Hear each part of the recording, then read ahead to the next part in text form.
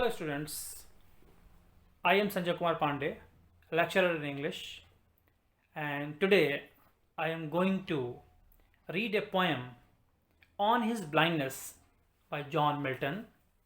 It is the third poem of your syllabus और मैं आपको बताना चाहता हूँ कि जो पोएम हम लोगों ने क्लास फर्स्ट ईयर में आपको याद होगा कि जो पोएम पढ़ी थी पहली पोएम मर्सी के बारे में आपको कुछ बातें अगर याद हों तो कुछ याद है कि उस बारे में कितनी लाइनें थी उस पोएम में।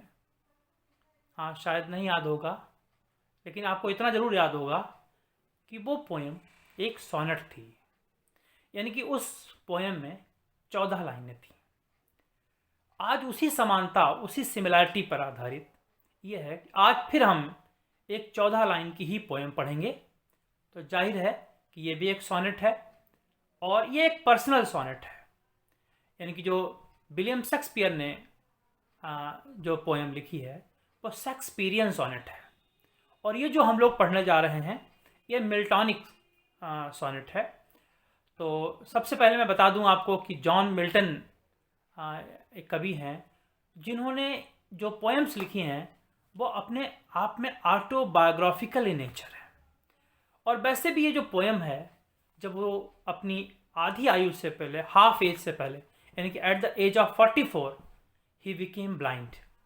और उन्होंने जो कविता लिखी है इसके लिए आवश्यक है कि हम लोग जब तक मिल्टन के कैरेक्टर में एंटर नहीं होंगे तब तक उस दुख दर्द को महसूस नहीं कर सकेंगे।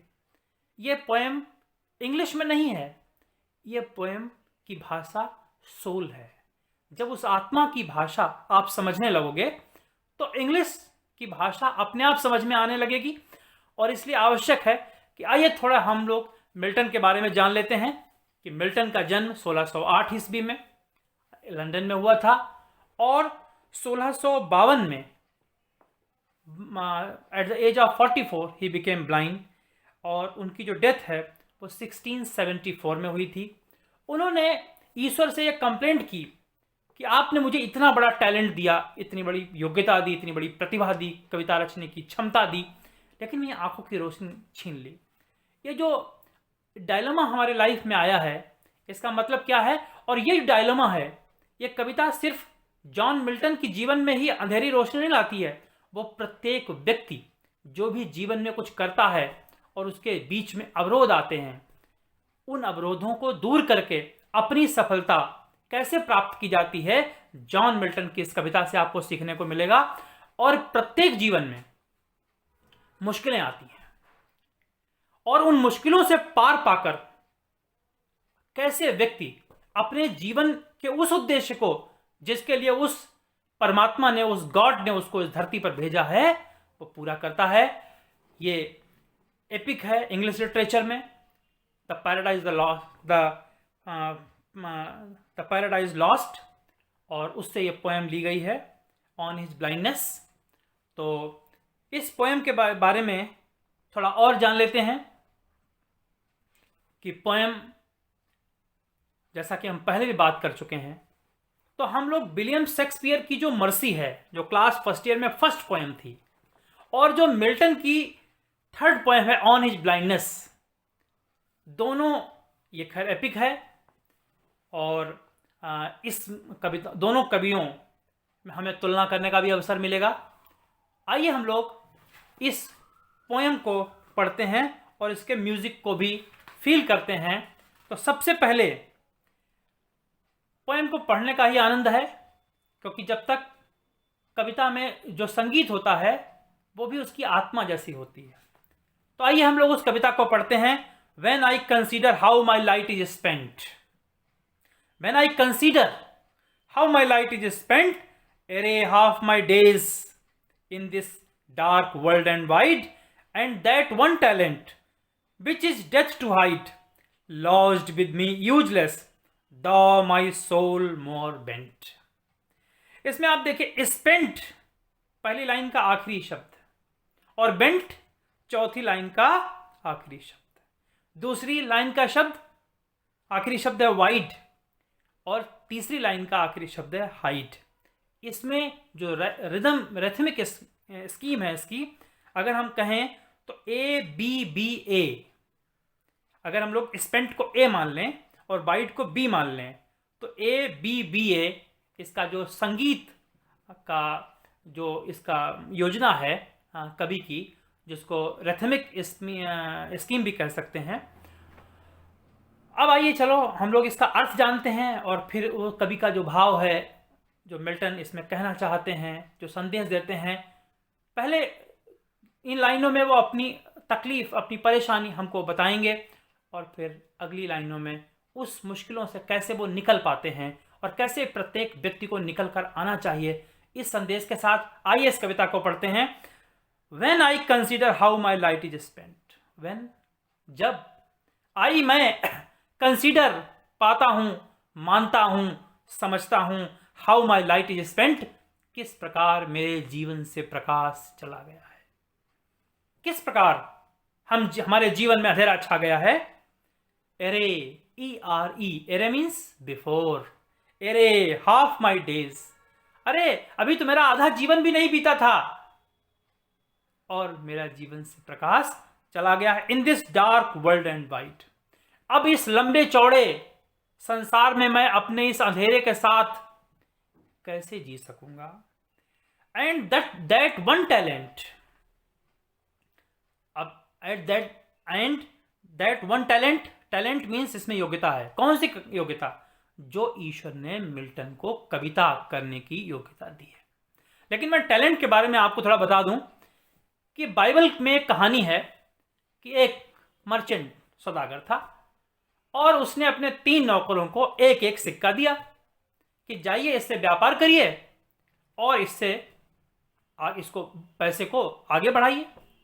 तो उसमें जो 2 नौकर थे उन्होंने अपना एक एक रुपया किसी व्यापार में लगाया, उनको लाभ हुआ या हानि हुई। लेकिन तीसरे नौकर ने सोचा कि अगर हम अपना रुपया अपने पास रखें, कोई व्यापार ना करें, तो ना हमें कम से कम लाभ नहीं होगा तो नुकसान भी तो नहीं होगा। इसलिए उसने उस सिक्के का प्रयोग नहीं किया। उस सिक्के का नाम था टैलेंट। उस सिक्कों को टैलेंट कहा गया है। तो यहां पर भी मिल्टन ने कहा है कि बाइबल की उस कहानी की तरह मेरे पास वो, जैसे उस नौकर ने उस सिक्के का प्रयोग नहीं किया, अपने पास रखा, उसी प्रकार से हमको भी दोष लगेगा कि हमें जो ईश्वर ने प्रतिभा दी थी हमने उसका अपने जीवन में कोई प्रयोग नहीं किया है। Which is death to hide, जिसको छिपाना मृत्यु के समान है। अपने टैलेंट को छिपाए रखना, उसका प्रयोग न करना हमारी आध्यात्मिक स्पिरिचुअल डेथ के समान है। Lodged with me useless, lodged माने पड़ा रहेगा, यूजलेस मीन्स व्यर्थ, the my soul more bent. क्या होता है जब भी आप कोई काम करते हैं, जैसे जैसे जीवन में आप उस कार्य में आगे बढ़ते जाते हैं, आपका अनुभव, आपकी दक्षता, आपकी योग्यता बढ़ती चली जाती है। मिल्टन कहते हैं अब तो मैं कविता लिखने के लिए और दक्ष हो गया हूं, और प्रवीण हो गया हूं, और योग्य हो गया हूं। अब तो मैं आपके उस टैलेंट के द्वारा समाज, राष्ट्र और इसकी अच्छी तरह सेवा कर सकता था। To serve there with my maker, और इसके माध्यम से, मेकर इसमें यम कैपिटल है इसलिए ईश्वर को संबोधित है, और इसके द्वारा मैं आपकी बहुत अच्छी सेवा कर सकता था। And present my true account, लेकिन जब मेरा बही खाता सही रूप में आपके सामने रखा जाएगा, जब मैं लौटकर वापस आऊंगा आपके पास, तो क्या होगा? लेस्ट ही कहीं ना ऐसा ना हो कि रिटर्निंग चाइल्ड, हमें वापस लौटने पर, चाइल्ड मीन्स रिब्यूक यानी कि डांट फटकार, हमें आपकी डांट फटकार सुननी पड़े। आप हमें इसके लिए दंड दें कि जो मैंने आपको योग्यता दी थी उस योग्यता का आपने प्रयोग क्यों नहीं किया। Death God exact day labour light day night. अब वो कहते हैं death means does, God exact day labour. क्या ईश्वर ऐसे व्यक्ति से कार्य की अपेक्षा करता है जिसकी आंखों की रोशनी ही ना हो? अब फिर खुद को समझाने का प्रयास करता है कि ऐसा न कविता न करके हम कोई गलती नहीं कर रहे हैं। क्या ईश्वर, क्या गॉड हमसे किसी ऐसे व्यक्ति से भी काम करने की आशा करता है जिसकी आंखों की रोशनी न हो? यहां पर बहुत बड़ा संदेश है। जब हम तमाम सारी चीजों के लिए दोषी ठहराते हैं दूसरों को, या अपनी उन हर्डल्स को एक एक्सक्यूज के रूप में लेते हैं। आप स्कूल के लिए निकले, आपने कहा बारिश होने लगी इसलिए वापस चले गए। कई लोग कहते हैं मैं इसलिए नहीं कर पाया अमुक काम क्योंकि मेरे सामने यह समस्या थी। यहां पर मिल्टन ने कहा है आंखों की रोशनी जाने से कोई दिव्यांग नहीं होता है, लेकिन अगर उसके आंखों की रोशनी बने रहे और वो अपने कर्तव्य का बोध नहीं होता है, वो दिव्यांग होता है। इसीलिए उन्होंने यहां पर दिव्यांगता की परिभाषा भी बहुत अच्छे से परिभाषित किया है।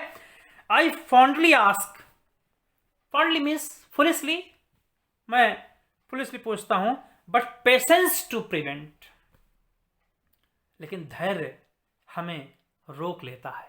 यहां पर धैर्य ये पर्सोनिफिकेशन का एग्जाम्पल है, क्योंकि पेशेंस को हमने मानव के रूप में, एक ह्यूमन बीइंग के रूप में प्रस्तुत किया है। जैसे हम कहते हैं नहीं हमारे मित्र ने हमको रोक लिया, वैसे कहते हैं बट पेशेंस टू प्रिवेंट, लेकिन धैर्य हमें रोक लेता है। लेकिन फिर एक जवाब आता है, that murmur soon replies.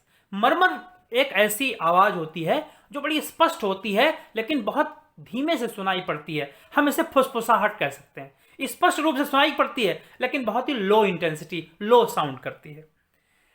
Soon replies, तुरंत जवाब आता है। हमने दो प्रश्न उठाए कि जब हमारी आंखों की रोशनी चली गई है तो हम आपकी कविताएं लिखकर ईश्वर की सेवा कैसे करें, तो लेकिन धैर्य हमें रोक लेता है। अब इस पर जवाब आता है, गॉड डथ नॉट नीड। मैं पहले भी बता चुका हूं कि डथ यहां पर डज है। हमने कहा कवियों को थोड़ा लिबर्टी होती है कि वो ग्रामर के साथ थोड़ा खेल कर सकते हैं, यानी कि ग्रामर के नियमों उन पर अप्लाई नहीं होते हैं। इसीलिए क्योंकि जो कविता में सौंदर्य तभी उत्पन्न होगा जब हम कहते हैं कि फिगर्स ऑफ स्पीच क्या है, डेविएशन, भटकाव ही है, और जब भटकाव नहीं होगा तब तक सौंदर्य उत्पन्न नहीं होगा। यह भी एक प्रकार का भटकाव है। गॉड डज नॉट नीड, ईश्वर को आवश्यकता नहीं है। किसकी आवश्यकता नहीं है? आइदर मैंस वर्क, ना हमारे काम की आवश्यकता है, और हिज ओन गिफ्ट्स, फिर हिज में एच कैपिटल से है, यानी कि फिर ईश्वर को संबोधित, न उसके द्वारा हम लोगों को दिए गए उपहार, उपहार का मतलब योग्यताओं की आवश्यकता है, न हमारे काम की आवश्यकता है, या ईश्वर ने जो हमको उपहार दिए हैं, योग्यताएं दी हैं, दक्षताएं दी हैं, उन सब की भी ईश्वर को आवश्यकता नहीं है। Who best bear his mild yoke. यहां पर मैं बता दूं आपको, इस लाइन का अर्थ है हु चीयरफुली, जो लोग प्रसन्नता पूर्वक एंड्योर, सहते हैं द मिसफॉर्चून्स ऑफ लाइफ, जीवन के कष्टों को, दुखों को, and take them as the will of God, और उसको ईश्वर की इच्छा के रूप में ग्रहण करते हैं। हमारे सामने क्या होता है, जब तक अच्छी चीजें होती रहती हैं तब तक मैं करता हूं, हम करते हैं, और जैसे कुछ बुरा होने लगता है तो हम कहते हैं ईश्वर करता है, ईश्वर ने ऐसा किया। तो अच्छे का क्रेडिट हम लेते हैं और बुरे का जो क्रेडिट है हम तुरंत ईश्वर को देते हैं। लेकिन यहां पर उसने कहा है, कभी कहता है हु चीयरफुली, जो लोग प्रसन्नता पूर्वक ईश्वर के दिए गए कष्टों को सहते हैं और उन्हें ईश्वर की इच्छा के रूप में लेते हैं, दे सर्व हिम बेस्ट। जहां जहां कैपिटल से आया है हिम या ही, वो सब ईश्वर को संबोधित है। दे सर्व हिम बेस्ट, वो उसकी बड़ी अच्छी सेवा करते हैं। हिज स्टेट इज किंगली, वो तो सम्राट के समान है, ईश्वर राजा के समान है। थाउजेंड्स कहा एंजल्स, हजारों देवदूत, एट इज बिडिंग स्पीड, उसके एक आदेश पर चलते रहते हैं, मूव करते रहते हैं, तैयार रहते हैं। And post over land and ocean without rest. Innumerable angels and other followers of God, उसके अनुयायी और बहुत सारे देवदूत, आर प्लेस्ड इन ओशंस, कहां कहां तैनात हैं? समुद्र में, आसमान में, धरती में, to carry out his orders immediately, उसके आदेशों का पालन करने के लिए। कवि ने क्या कहा है, ईश्वर को हमारे काम की जरूरत नहीं है, या उसने जो हमको उपहार दिए हैं उनके द्वारा हम उसकी सेवा करें, या उसने जो हमको टैलेंट दिया उसके द्वारा हम उसकी सेवा करें, इसकी भी आवश्यकता उसको नहीं है। अब क्या कहते हैं, हम लोग ईश्वर की सेवा कैसे कर सकते हैं, दे आल्सो सर्व, वे लोग भी ईश्वर की सेवा करते हैं, who only stand and wait. The best service that one can render to God is to be patient in one's life and wait for some other opportunity for service. जो लोग ईश्वर के आदेशों की प्रतीक्षा करते हैं और उसकी प्रतीक्षा में खड़े रहते हैं कि ईश्वर हमसे कोई काम हमें सौंपेंगे, कोई जिम्मेदारी हमें देंगे, या अपनी बारी का इंतजार करते हैं बिना किसी हड़बड़ाहट के, बिना किसी शिकायत के, वो लोग भी ईश्वर की अच्छी सेवा करते हैं। मिल्टन ने इस कविता के द्वारा हमको एक संदेश दिया है कि हमारी लाइफ में, हमारे जीवन में बड़ी से बड़ी मुश्किलें आती हैं और हम वहीं रुक जाते हैं। इस पर मैं आपको सुनाना चाहूंगा 2 लाइनें। अवरोध जब ठोस हो जाएं तो इच्छाएं कैसी होनी चाहिए, तरल होनी चाहिए, ताकि उन अवरोध जो ठोस हो गए हैं उनके बीच बहकर निकल जाएं और अपने कार्यों को पूरा करें। मैं आपको बता चुका हूं, पढ़ना है, जब हम कविता को पढ़ते हैं तो सबसे पहले उसका सेंट्रल आइडिया, आपको उसका केंद्रीय भाव जो बड़े ही संक्षिप्त रूप में होना चाहिए। सेंट्रल आइडिया आप बहुत बड़ा नहीं लिखें, उसका मूल और केंद्रीय विचार उसमें आ जाना चाहिए। और इसमें आपको जो रेफरेंस है उसको जो एक्सप्लेनेशन है with reference to the context, जो क्वेश्चन पूछा जाता है उसमें भी आप लिख सकते हैं।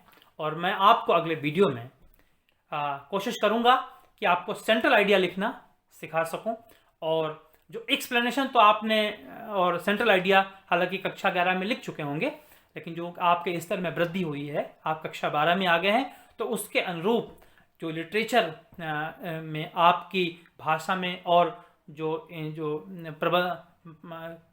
कुशलता है वो भी परिलक्षित होनी चाहिए। तो you can better right the central idea and explanation, and I would like to advise you, when you write a central idea, then frame the small sentences in Hindi first, then translate into the English, and in this way you can write that very effectively, because whatever you will learn the central idea, that you may forget, but whatever the central idea you will write as your own feelings and own spirit, that will stand in your mind for longer.